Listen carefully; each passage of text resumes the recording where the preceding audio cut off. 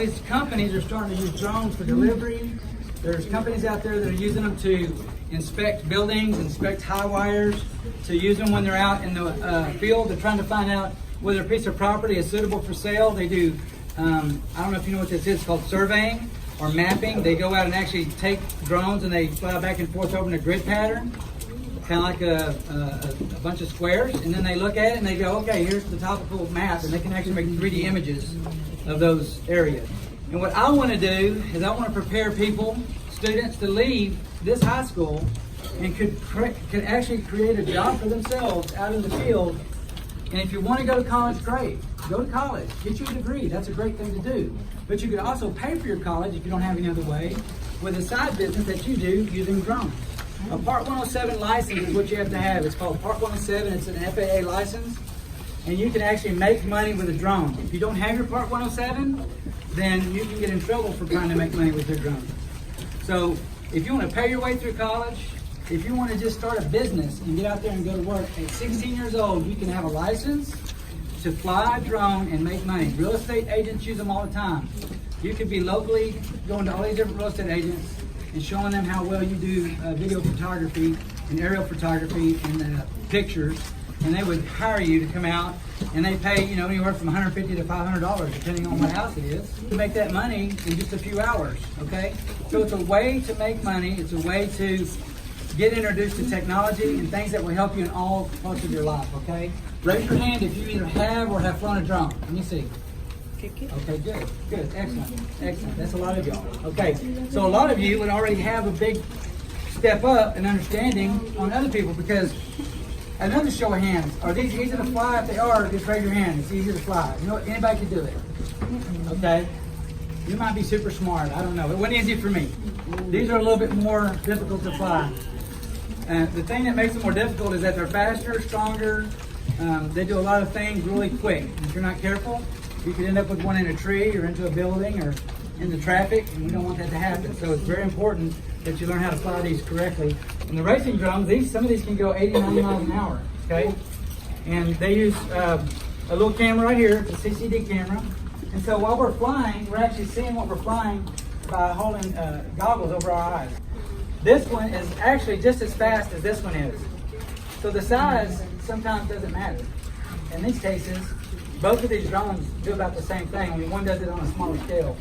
And sometimes they're a little harder to fly because they're so small. This is an HD camera. This one can take 1080p video, like you could watch on TV. All right. This one is called a Tiny Hawk, and it flies really good. It's one type of flyer.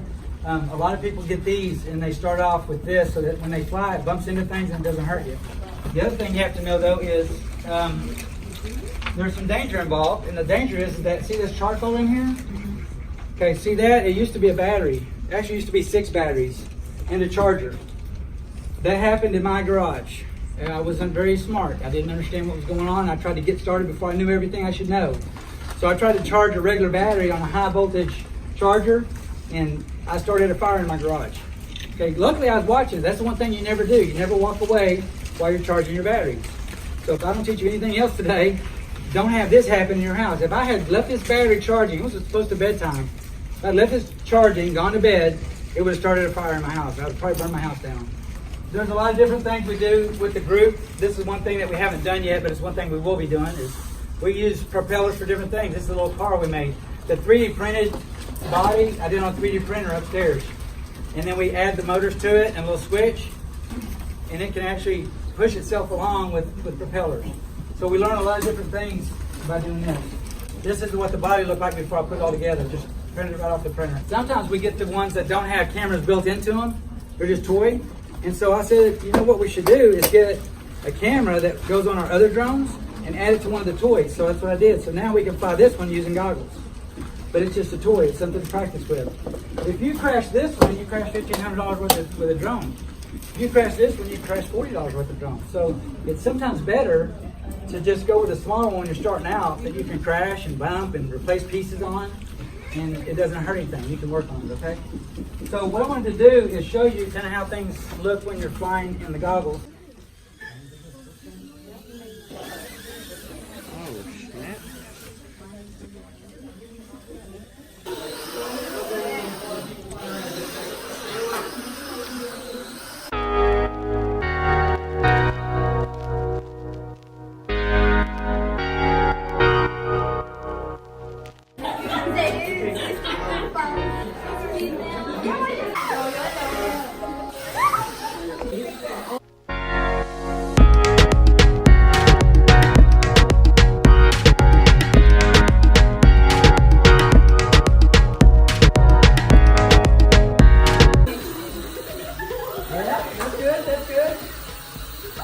turning. Forward, forward. Oh, down, down. There you go.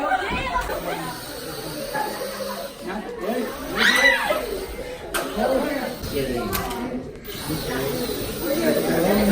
Moving forward.